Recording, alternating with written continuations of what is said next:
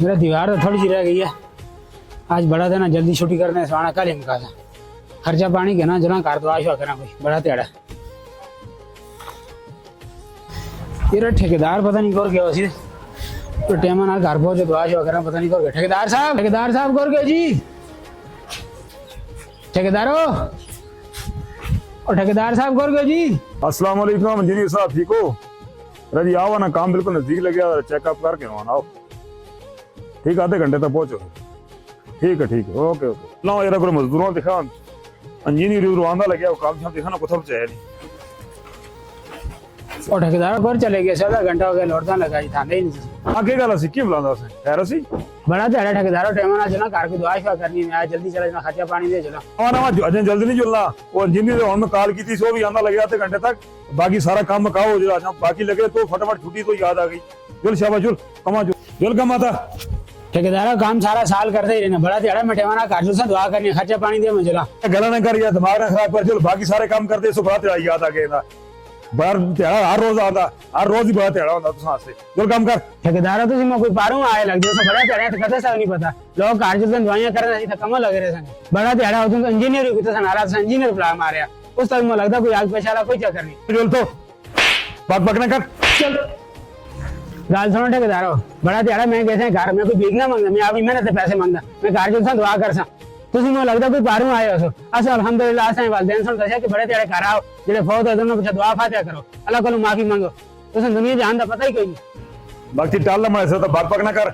Engineer आंदा उस बाबत तूने गल कर सा। तब तक बिल नहीं है, कोई पैसे ऐसा नहीं। जो वक्त काम कर।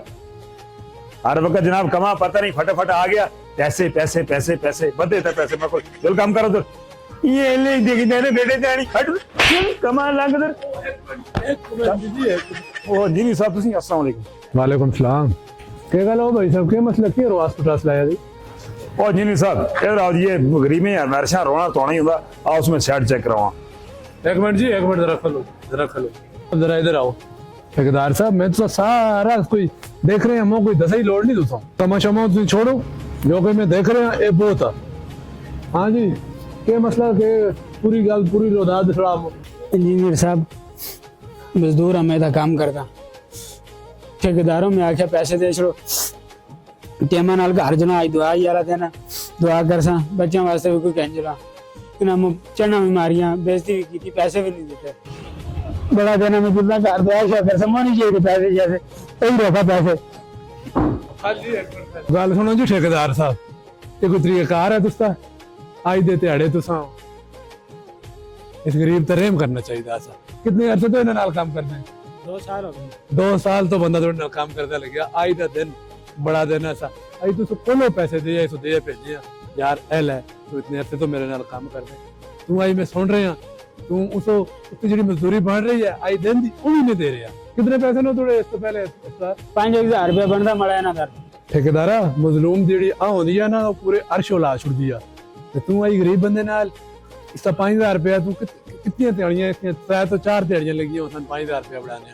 तू आई सो एडवांस जेड़ा है भेजे एडवांस आके आई कमो भी देन दियो। बड़ा दिहाड़ा है मैं आना ना चेक आई उसी ना कीता एक तेरे काम क्यों वैसी यार। और ना जी इंजीनियर साहब इन्हें समझते हो इन्हों में आई ले हर्ष है ना कि हर रोज नहीं ठेका पकड़ कर सने हर गला रोजा जी ना मो इतने पैसे दियो भाई फना हो गया।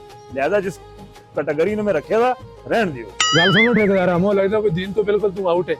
नबी पाक का पता ही कि इरशाद है कि मजदूर दी उजरत उसका पसीना सुखना तो पहले उस अदा कर छोड़ो। तो तुम तो चंडा नाल ऐसा रुखसत कीता था कि नाल दवाइयां भी की दी नहीं आई दे दिहाड़े। इंजीनियर साहब मैं जुलते हैं बड़े पैसे जानन अल्लाह ही जान जाना, मैं अगले जानते छोड़ देते। एक मिनट जी। हाँ जी ठेकेदार साहब तुसी ये फैसला आखिरत तक छोड़ दियो। आज दे बड़े दिन लोग नाराज होए दे मनानन जेडे लोग नाराज हो जो ना आज दे दिन उन्हों मनाने नेरा सुलो हो गया। अल्लाह पाक माफ कर छुड़ा गिर जाने लोग रब दी बरका वे के अल्लाह पाक माफ कर छुड़ा बख्शिश दी रात है कि आज दे दिन तुसी अपना हिसाब आखिरत तक छोड़ दियो। अस्तगफिरुल्लाह इंजीनियर साहब तौबा इस्तगफार। मैं अपने भरा को माफी मांगूंगा।